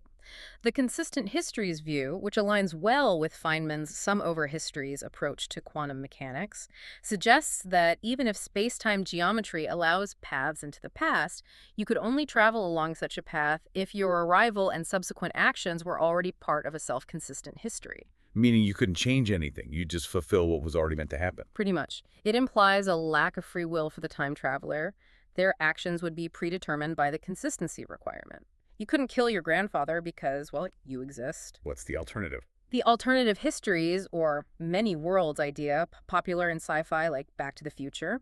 Here, traveling to the past creates a new, branching timeline or parallel universe where the traveler is free to act and change things without creating a paradox in their original timeline. Which view did Hawking favor? He seemed more inclined towards the consistent histories interpretation based on the sum over histories framework, which suggests a single, most probable, self-consistent spacetime. So macroscopic time travel looks unlikely, or at least paradoxical. What about on tiny scales? Well, quantum theory does seem to allow for, or can be interpreted as involving microscopic time travel. Yeah. Remember Hawking radiation, that negative energy antiparticle falling into the black hole. Feynman showed that an antiparticle traveling forward in time is mathematically equivalent to its corresponding particle traveling backward in time. So the negative energy antiparticle falling in, it's like a positive energy particle traveling backward in time out of the hole for a moment before scattering into a regular particle going forward. Exactly. So in that sense, Hawking radiation involves observable effects that can be described using microscopic time travel. It's built into the math of quantum field theory. But this doesn't help us build a time machine to visit the dinosaurs. No. For macroscopic time travel, Hawking proposed something called the chronology protection conjecture. Sounds serious. What is it? It's the idea, or hope, that the laws of physics conspire to prevent macroscopic bodies from carrying information into the past. There might be some fundamental physical principle that makes building a working time machine impossible, even if GR solutions seem to allow it on paper. What might that principle be? One possibility he explored relates back to those virtual particles. If you tried to warp space-time enough to allow travel into the past, creating closed time-like curves, virtual particles traveling along these loops could potentially become real particles. Like the Hawking radiation effect, but on these time loops. Sort of. This could lead to a feedback loop where the energy density of these virtual particles circulating on the time loops becomes infinitely large. Infinite energy density. What would that do? It might violently curve space-time in the opposite direction, creating a positive curvature that effectively destroys the time machine or prevents the closed time-like curves from ever forming stably. Quantum effects might protect causality. Is that proven? No, it's still a conjecture. Whether this positive curvature feedback would definitely occur, or if other quantum effects might cancel it out, is still an active area of theoretical research. The possibility of time travel isn't completely ruled out by known physics. But maybe not something to bet on. Hawking certainly wasn't betting on it. He joked that if he did, his opponent might have the unfair advantage of knowing the future, and could see the outcome of the bet beforehand. The grand quest. The unification of physics. Okay, we've covered an incredible amount of ground. The evolving picture of the universe, the bizarre nature of space and time, the Big Bang, black holes, quantum weirdness, even time travel. Let's turn now to what Hawking saw as the ultimate goal of physics. The grand quest. Finding a single, unified theory of everything. A theory that combines all the forces and particles into one framework. Exactly. For centuries, science has progressed using partial theories. Theories that work brilliantly within a limited range of phenomena. Chemistry explains atoms and molecules without needing the details of quarks inside the nucleus, for example. But the dream is something bigger. The dream is a single, complete, mathematically consistent theory that encompasses all the known partial theories, general relativity for gravity, the standard model for the other forces and particles as approximations. And crucially, a theory without arbitrary numbers. Ideally, yes. A theory where all the fundamental constants of nature, like the strength of gravity or the charge of an electron, emerge naturally from the theory itself, rather than just being numbers we have to measure and plug into the equations because that's just how the universe is. Einstein searched for this unified theory for years, didn't he? He spent much of the latter part of his life on it, yes, but ultimately fruitlessly. The time just wasn't right back then. Why not? Well, for one thing, much less was known about the nuclear forces, the weak and the strong force. And, perhaps more fundamentally, Einstein, despite his absolutely foundational role in launching quantum theory. Never fully accepted its weirdness, its probabilistic nature, especially the uncertainty principle. Right. He famously said, God does not play dice. But it seems he does. The uncertainty principle is utterly fundamental to how the universe works at small scales. Any successful unified theory must incorporate quantum mechanics. Einstein was looking for a purely classical unification. So this search has had its ups and downs. Hawking warned about overconfidence. Yes, he points out several false dawns in the history of physics. Around 1900, some thought physics was nearly complete, maybe just a few decimal places to sort out, all based on classical mechanics and electromagnetism. And then boom, relativity and quantum mechanics blew that apart. Completely. Then again, in 1928, after Dirac published his equation for the electron, the physicist Max Born declared something like, physics as we know it will be over in 6 months. Thinking a similar equation for the proton would wrap everything up. Pretty much. But then, of course, the neutron was discovered, and the complexity of the nuclear forces emerged, showing there was much more to understand. So despite these past experiences, Hawking still felt optimistic near the end of writing A Brief History of Time. Cautiously optimistic, yes.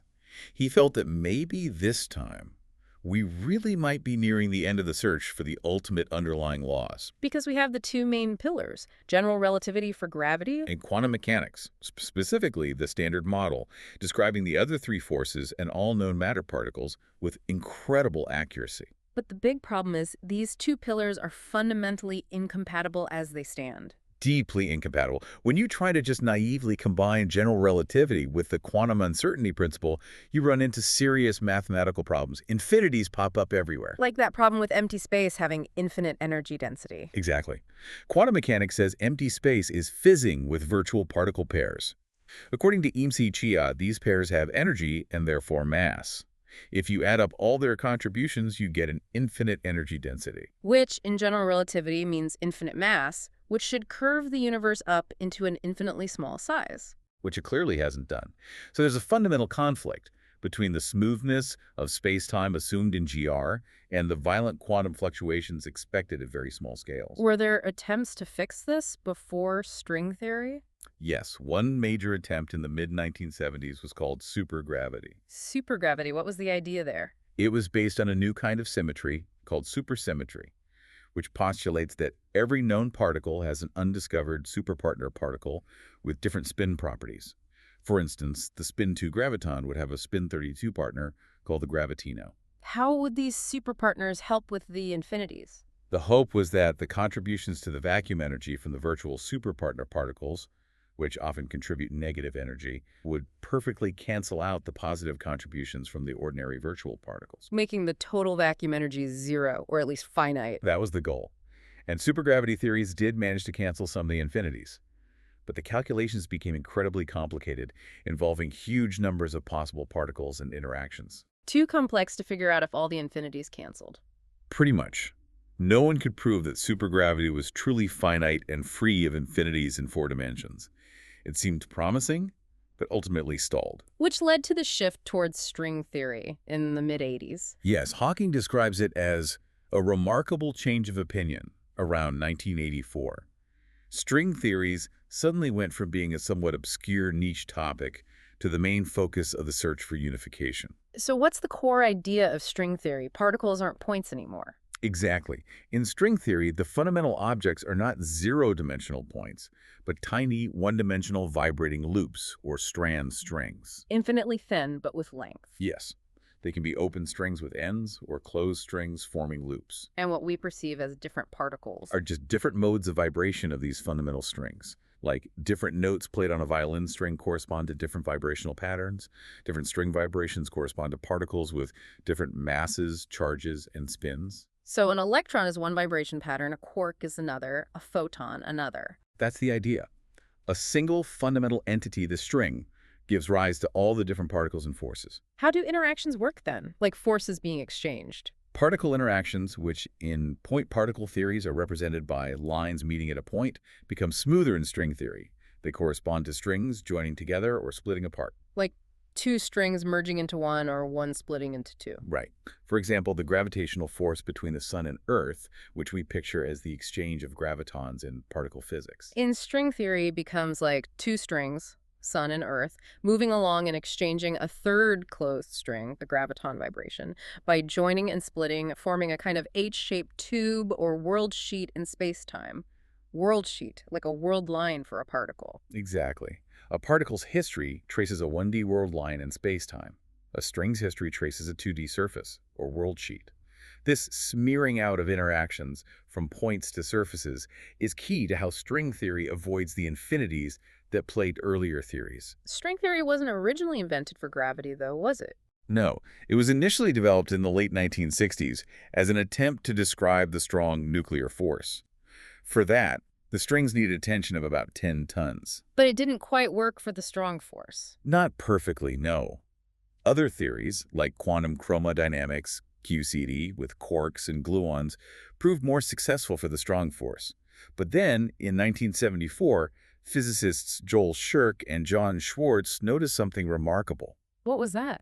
They realized that one particular vibration mode of the closed string had exactly the properties expected for the graviton, the hypothetical carrier of the gravitational force. So string theory naturally included gravity. Yes, but for it to describe gravity correctly, the tension of the strings had to be astronomically higher, not 10 tons, but something like the 139 tons, an unimaginably high tension. Which makes the strings incredibly tiny. Incredibly tiny, yes. On the order of the Planck length, about 1035 meters, far smaller than anything we can probe directly. This work was largely ignored for a decade. Until supergravity hit problems and people took another look.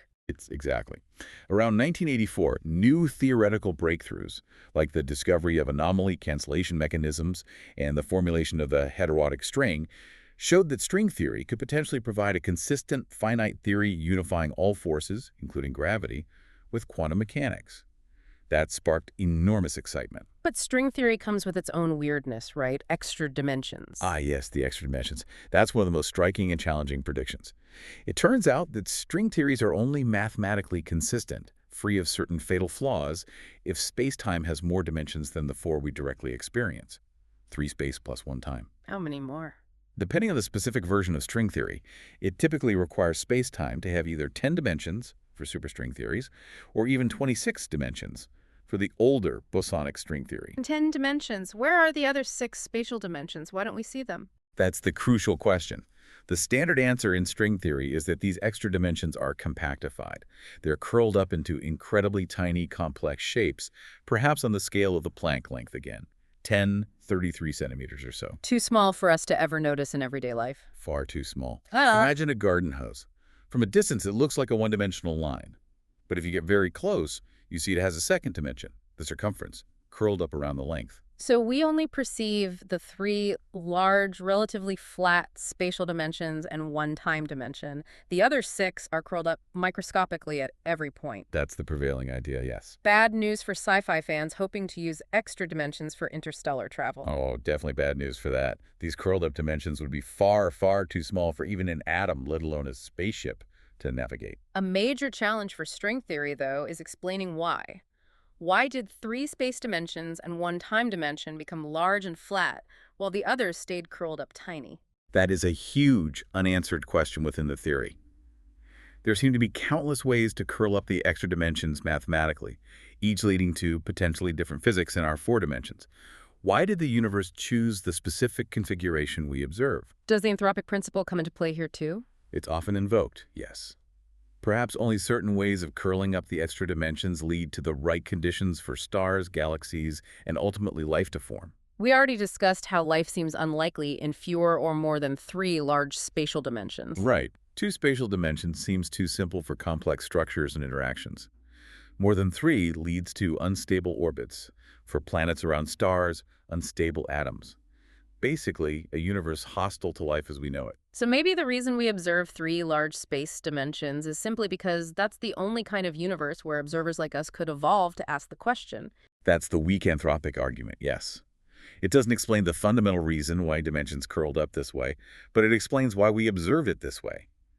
There might be other universes or other distant regions of our own universe predicted by eternal inflation, where dimensions are different, but there'd be no one there to notice. So where does the quest for a unified theory stand now? Is string theory still the main contender? It's still a major focus, Mhm. but the picture has become even more complex and richer since the mid-1990s, after Hawking's book was updated. New concepts like dualities emerged. Dualities, what are those? They were surprising mathematical equivalences, suggesting that what previously looked like 5 different consistent superstring theories in 10 dimensions, plus supergravity, might all be just different limiting cases, different perspectives of a single underlying 11-dimensional theory. 11 dimensions now. What's this underlying theory called? It's often referred to as M theory. The M is sometimes said to stand for mystery, magic, mother, or membrane, depending on who you ask. Membranes, not just strings. Right. M theory includes not only one-dimensional strings, but also higher-dimensional objects called p-branes, which can be like two-dimensional membranes, three-dimensional blobs, and so on, existing in the 11 dimensions. So it's even more complicated. In some ways, yes, but it also reveals a deeper unity. There seems to be a democracy among all these different theories: supergravity, the various string theories, M theory with its branes. They might all be interconnected approximations of something even more fundamental that we don't fully grasp yet. The quest continues. If we were, somehow, someday, to actually discover this ultimate theory, what would that really mean? Well, first, as Hawking points out, we could never be absolutely certain it was the correct and final theory. You can't rigorously prove a scientific theory. You can only show that its predictions consistently agree with observations and that it's mathematically self-consistent. But if a theory passed all those tests? We could become reasonably confident. And achieving that would be, well, the culmination of a long and glorious chapter in humanity's intellectual struggle to understand the universe. It would be a monumental achievement. Would it change things for ordinary people? Hawking believed it would, profoundly. He lamented how science had become so specialized since Newton's time, when an educated person could aspire to grasp all of human knowledge. A complete unified theory, he hoped, could eventually be digested and simplified, enough to be taught, at least in outline, in schools. So everyone could understand the basic principles governing the universe. Yes, so that everyone, philosophers, scientists, and just ordinary people, as he says, could take part in the discussion of the fundamental questions: why it is that we in the universe exist. But even with a complete theory, we wouldn't be able to predict everything, right? Because of quantum uncertainty and complexity. Absolutely not. The uncertainty principle would still place fundamental limits on prediction. And even if we knew the underlying equations perfectly, solving them for any realistic, complex situation, like predicting the weather, or human behavior, or even the exact motion of just 3 interacting bodies in Newton's gravity, is often mathematically intractable. So knowing the ultimate laws doesn't mean we can predict the future in detail. No.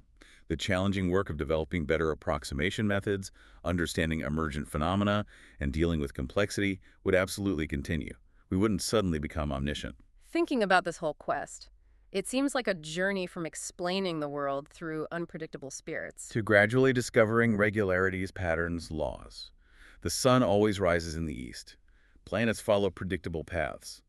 Even if people once thought these were gods, they were evidently gods who obeyed strict laws discoverable by human reason. But classical general relativity seemed to leave a loophole at the beginning, the Big Bang singularity. Yes. At the singularity, the laws broke down. It seemed to imply a moment where the initial state of the universe had to be chosen, imposed from outside. It left God, as Hawking puts it, complete freedom to choose how the universe began and what the initial conditions were. But quantum gravity, maybe via the no-boundary proposal, could remove that singularity. That's the tantalizing possibility Hawking explored.